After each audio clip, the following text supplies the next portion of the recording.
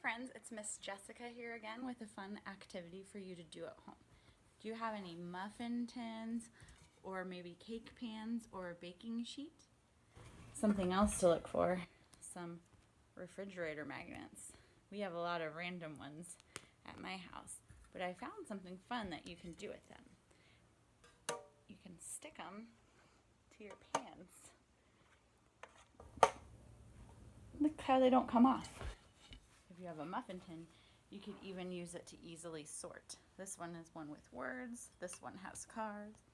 I'm going to put all of my cars together and all of the words together and do a sorting idea. Look, I found an ice cream. I'm going to sort that with this other ice cream. What's this one? A rainbow. That doesn't really fit. I might put that on my circle cake pan. But it's really fun to move them all around and see what you can do. See if you can find some fun stuff to work with at your home.